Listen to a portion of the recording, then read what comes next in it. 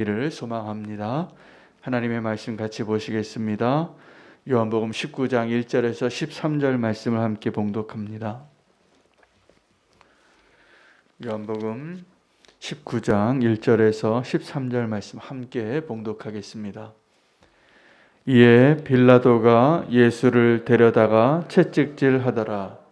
군인들이 가시나무로 관을 엮고 그의 머리에 씌우고 자색 옷을 입히고 앞에 가서 이르되 유대인의 왕이여 평안할지어다 하며 손으로 때리더라. 빌라도가 다시 밖에 나가 말하되 보라, 이 사람을 데리고 너희에게 나오니 이는 내가 그에게서 아무 죄도 찾지 못한 것을 너희로 알게 하려 함이로라 하더라.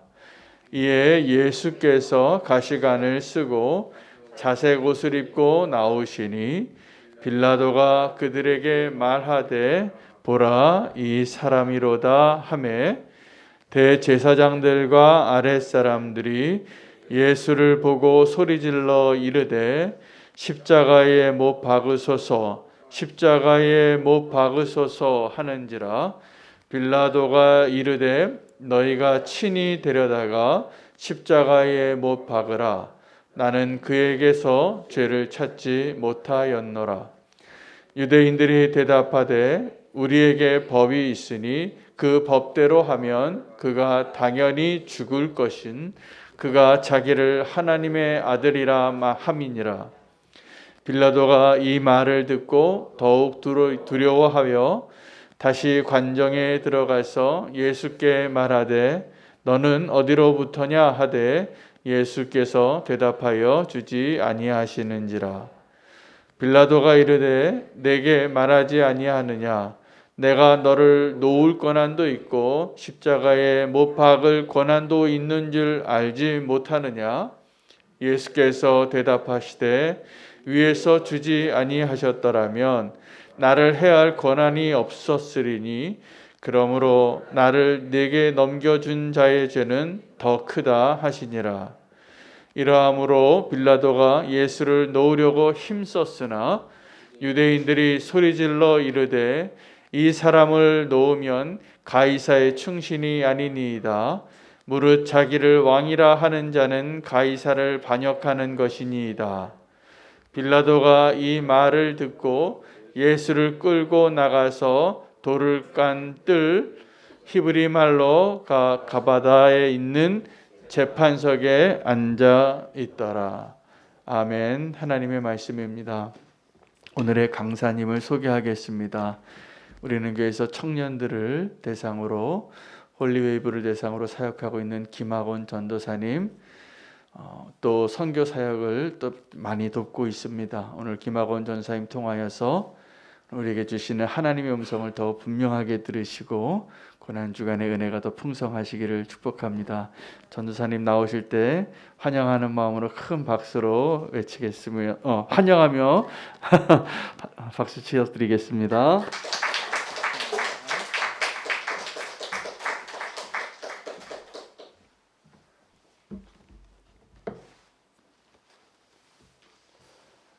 설교 전하기에 앞서서 잠깐 기도하겠습니다. 살아계신 하나님, 이 고난주간에 이 부족한 자가 주님의 말씀을 전합니다. 하나님, 이 자리가 너무나 떨리고 두렵습니다. 하나님, 그러나 이 시간에 주님께서 함께해 주셔서 하나님이 원하시는 십자가의 말씀이 선포되고 우리가 다시 한번 주님을 발견하고 하나님과 더욱더 가까워질 수 있는 그 시간이 꼭 되게 하여 주시옵소서. 하나님께서 이 시간도 인도하여 주시기를 소망하며 거룩하신 예수 그리스도의 이름으로 기도드렸습니다. 아멘. 네, 여러분에게 한 가지 질문을 드리면서 말씀을 시작하려고 합니다.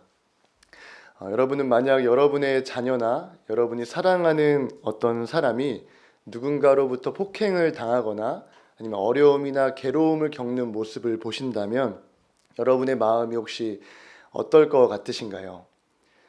자기의 자녀를 때리는 부모라고 할지라도 자신의 자녀가 자신이 아닌 다른 누군가로부터 폭행을 당하거나 어려움을 겪는 모습을 본다면 아마 그 마음에 분노가 일어날 것입니다. 저는 설교를 준비하면서 제가 만났던 한 분이 떠올랐습니다. 제가 이 신학교를 다닐 때 이 노숙자분들을 섬기러 이제 매주 이 서울역에 김밥을 사들고 찾아갔었습니다. 근데 그때 이제 만났던 이 아버님이신데, 이 아버님께서는 조금 특별했던 게 저를 이렇게 보시자마자 저에게 이제 기도원에 가고 싶다고 하셨어요. 그래서 같이 기도원에 가서 예배드리고 같이 씻고 자고 하면서 가깝게 지냈던 그 아버님이십니다.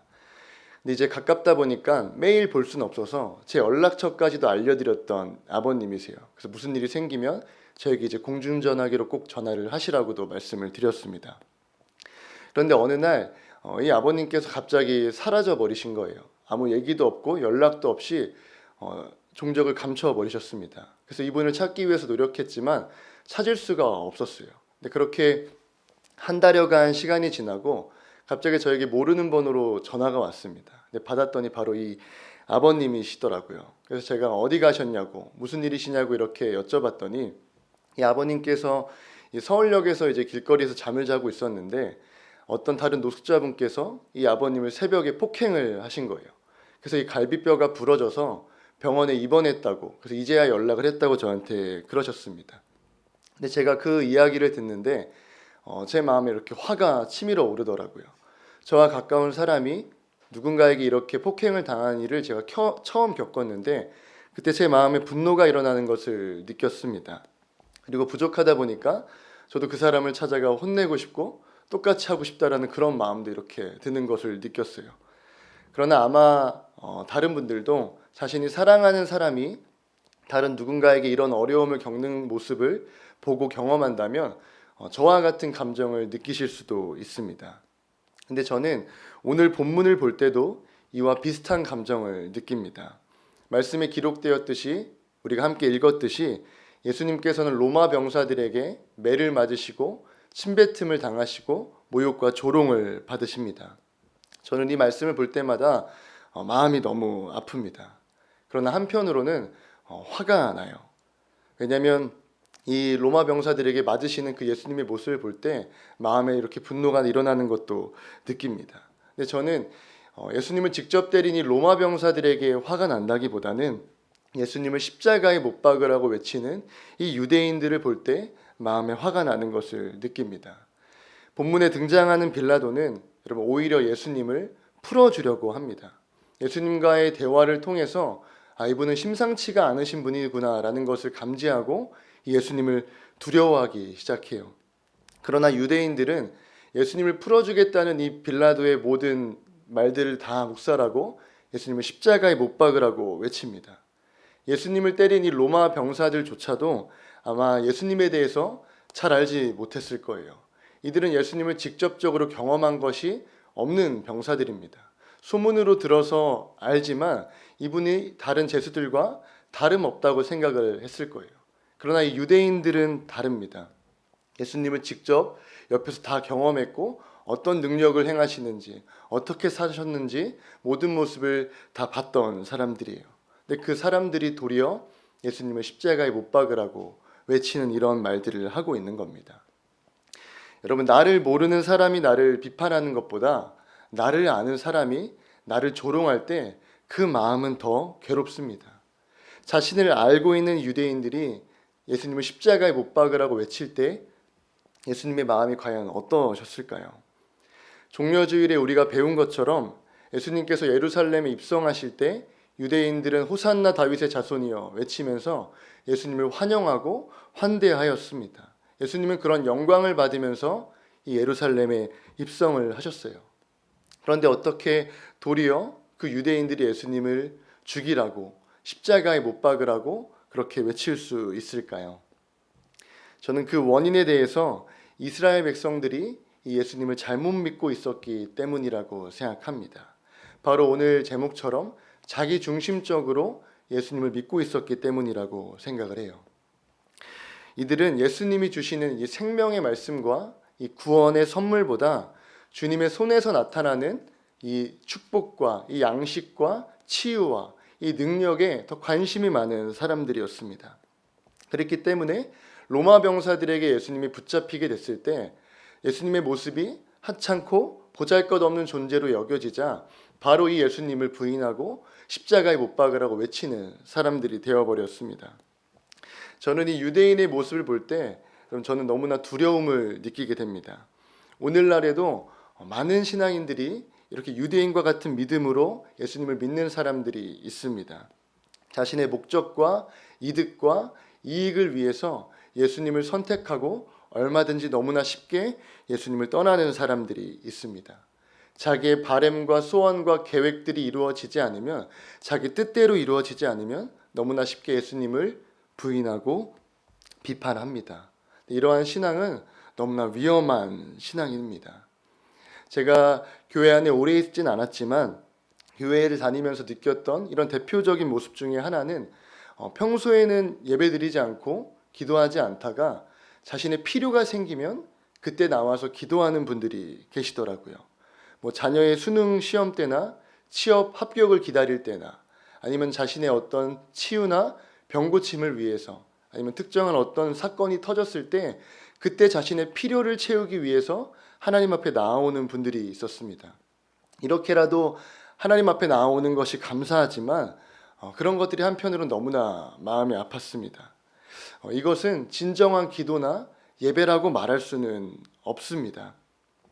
여러분, 하나님은 우리의 필요를 채워주시는 분이 아니라 우리가 따라가야 하는 분입니다. 이것을 인정할 때 우리의 신앙이 나 중심적인 신앙이 아니라 하나님 중심적인 신앙으로 변화될 수가 있습니다. 내 생각과 정반대로 이루어지고 내 계획들이 이루어지지 않을지라도 하나님을 바라보면서 그 주님을 선택할 때, 그 삶들이 우리의 삶에 쌓여갈 때 우리의 신앙은 더욱더 주님 앞에 더 가치 있는 신앙으로 여겨질 것이라고 믿습니다. 우리의 신앙이 자기중심적인 신앙에서 하나님 중심적인 신앙으로 변화되기 위해서 이 새벽에 한 가지 도전하고 싶습니다. 그것은 내가 주님보다 더 사랑하고 있는 것이 있다면 이 시간에 우리가 함께 그것을 내려놓기를 원합니다.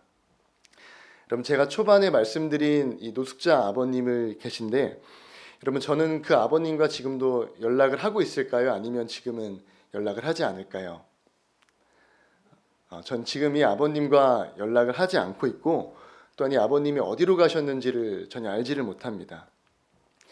이 아버님께서는 저를 처음 만나시고 이제 저와 함께 하시면서 이제 이 노숙자의 삶을 청산하고 버리고 싶다고 하셨습니다. 그래서 저도 도와드리고 너무나 부족하고 작지만 좀 허름한 이런 고시원을 얻어드려서 이제 이분이 길거리가 아니라 이제는 그곳에서 나와서 새로운 삶을 살 수 있게끔 조금씩 도와드렸습니다. 근데 이 아버님께서도 열심히 사셨어요. 이제 길거리에서 술 마시면서 그렇게 시간을 보내신 게 아니라 작지만 이 작은 포장마차에서 떡볶이와 분식을 파시면서 이제 새로운 삶을 사시려고 하셨습니다. 근데 제가 그렇게 노력하시는 중에 사역이 점점 많아지다 보니까 이분과 함께하는 시간은 줄어들었어요. 그러나 그래도 안심은 됐습니다. 이제는 길거리에 계시지 않고 술도 드시지 않고 이제는 변화되려는 의지가 있으셨기 때문에 마음에 참 안심이 됐었어요. 근데 어느 날 갑자기 전과 같이 연락이 되지 않으셨고 예배를 오시지 않았습니다. 그래서 제가 이 아버님을 찾아뵈러 이 고시원에 찾아갔는데 그때 너무나 놀랐어요. 그 고시원의 주인분께 여쭤봤더니 며칠 전부터 이 아버님께서 들어오시지 않고 사라지셨다고 하시더라고요. 그래서 제가 그 고시원에 들어가서 그 방을 살펴보는데 제가 이 냉장고를 열었을 때 너무나 놀랐습니다. 왜냐면 그 냉장고 안에 소주병이 가득 차 있더라고요. 이 아버님께서는 알코올 중독이 있으셨습니다. 저와 처음으로 예배를 드리러 가셨을 때 좀 시간이 지나자 손을 이렇게 바들바들 떠시더라고요. 그래서 저는 처음에 왜 그런지 몰랐는데 술을 드시지 않자 손을 바들바들 떠셨습니다. 그리고 심할 정도로 알코올 중독이 있으셨어요. 근데 이 아버님께서도 자신이 이제는 술을 먹지 않겠다고 다짐을 하셨습니다. 자신이 술만 먹으면 예전으로 돌아가고 이전으로 다시 그런 삶을 살기 때문에 이제는 이것을 끊고 변화되겠다고 다짐을 하셨어요. 그러나 이 아버님께서는 자신이 판 분식을 팔아서 번 돈으로 다시 술을 사 드시고 제가 섬겨드린 그 작은 돈들로 다시 그런 술들을 드시기 시작하셨습니다. 그 이후로 오랜 기간 동안 이 아버님을 찾았지만 지금도 만나지를 못했어요. 여러분, 이 아버님은 술을 사랑하셨습니다. 그것이 어떤 것보다 제일 중요하셨어요. 예수님을 믿었고 예배드리셨고 저한테 예수님을 사랑한다고 고백을 하셨지만 예수님보다 술이 우선되셨던 분이셨습니다. 결국 그 술 때문에 다시 그 이전의 삶으로 돌아가 버리셨어요. 근데 여러분, 저는 이 모습이 우리도 마찬가지라고 생각을 합니다. 제가 그런 사람 중에 한 명이라고 생각을 해요. 우리에게는 술이 우선은 아닐지라도 각자 주님보다 더 사랑하는 게 있을 수 있습니다. 누군가는 돈이 될 수도 있고 명예가 될 수도 있고 아니면 자녀와 가족이나 아니면 평안한 안정감, 이런 것들이 주님보다 더 우선이 될 수가 있습니다. 그러나 이런 것이 주님보다 더 우선될 때 우린 예수님과 멀어질 수밖에 없습니다. 저는 저를 떠나신 이 아버님이 전혀 밉지 않습니다. 처음에는 속상하고 배신감도 들었지만 이 아버님을 생각할 때 꼭 다시 돌아오시기를 바라요. 그리고 이 아버님을 생각할 때 마음에 그런 무서움과 두려움도 듭니다. 저도 주님보다 다른 것을 사랑하여 이렇게 주님을 떠나는 사람이 되지는 않을까. 근데 참 제가 짧은 시간밖에 사역을 하지 않았지만 이런 분들을 상당히 많이 뵀었습니다. 변화되고 싶고 달라지고 싶다고 하셨는데 자신이 사랑하는 그 한 가지를 포기하지 못하셔서 이전으로 돌아가시고 믿음의 성장을 이뤄내지 못하는 분들을 많이 경험했습니다. 마찬가지로 본문에 나오는 유대인들도 동일합니다. 이들을 볼 때 화도 나지만 너무나 두려운 사실입니다. 유대인들 중 예수님을 환호했던 자신이 예수님을 십자가에 못 박으라고 외칠 거라고 예상했던 사람은 아무도 없을 거예요. 그러나 주님보다 다른 것이 우선될 때 이렇게 주님을 떠나는 이러한 결과가 초래되게 됩니다. 그렇기 때문에 여러분, 우리는 우리의 신앙을 반드시 점검해 봐야 됩니다.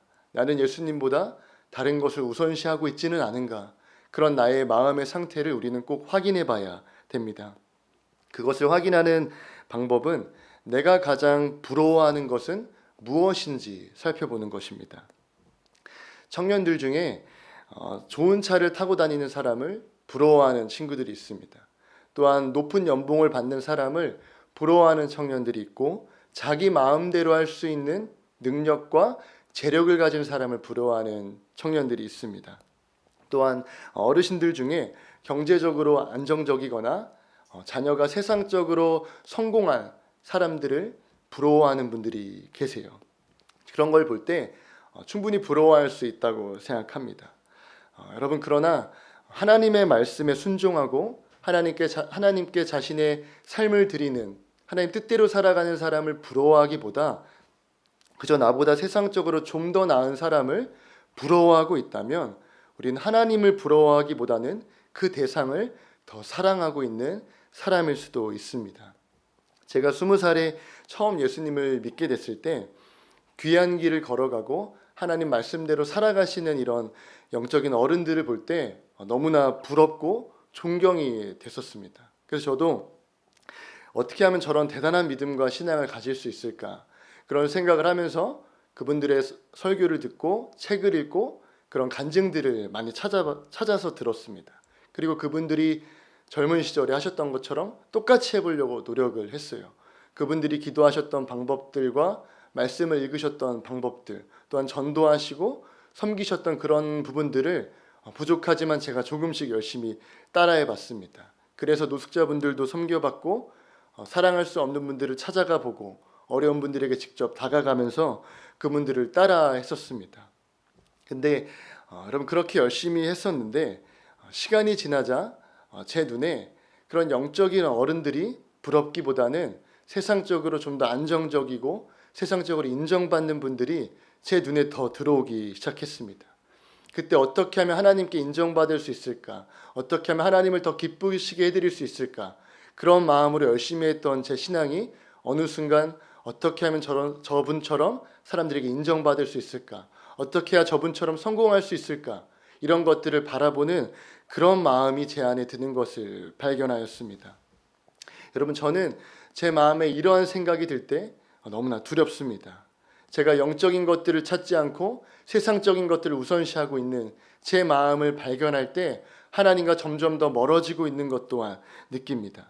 여러분, 이 세상은 우리가 주님보다 다른 것을 우선으로 여기기를 원합니다. 사단과 마귀는 우리가 하나님을 떠나 하나님보다 이 세상 것들을 더 소중하게 여기기를 원하고 그렇게 자꾸 유혹합니다. 그러나 그럴 때 우리는 눈을 뜨고 우리 하나님을 꼭 바라봐야 됩니다. 하나님이 나에게 가장 우선이 되실 수 있도록 그 주님만을 직시할 수 있는 영적인 눈을 떠야 합니다. 여러분에게는 무엇이 가장 중요하신가요? 여러분의 삶에는 어떤 것이 가장 우선되고 있으신가요? 우리를 위해 십자가에 달리신 그 주님을 우리가 바라보기를 원합니다. 내가 주인 되었던 삶을 다 내려놓고 안전하다고 생각하는 내가, 잘하고 있다고 여겨지는 내가, 괜찮을 거라고 생각이 드는 내가 가장 위험한 사람일 수도 있습니다. 여러분, 오늘 이 시간, 이 새벽에 우리가 다시 한번 나의 신앙을 점검하여 하나님이 가장 우선되는 그 믿음을 다시 한번 우리가 회복하고 하나님을 따라가는 그 거룩한 성도로, 그런 믿음의 사람으로 살아가기를 간절히 소망합니다. 기도함으로 말씀 마치겠습니다. 살아계신 하나님, 주님께서는 우리의 외적인 것을 보시지 않고 우리의 마음을 보십니다.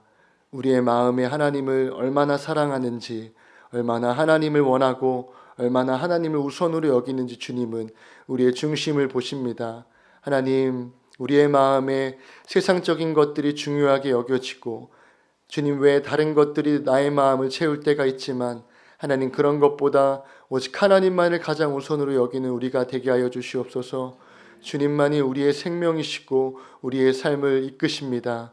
내가 원하는 것들이 이루어지지 않고 내 소원이 있을지라도 그것이 주님의 뜻대로 이루어질 때 가장 감사할 수 있는 우리가 되게 하여 주시고, 오직 하나님만을 소망하며 주님을 붙잡으며 그 십자가를 같이 짊어지고 주님과 함께 살아가는 우리 모두가 꼭 되게 하여 주시옵소서. 하나님께서 우리를 다시 한번 그렇게 일으키시고 회복시켜 주시기를 간절히 소망하며 살아계신 예수 그리스도의 이름으로 기도드렸습니다. 아멘.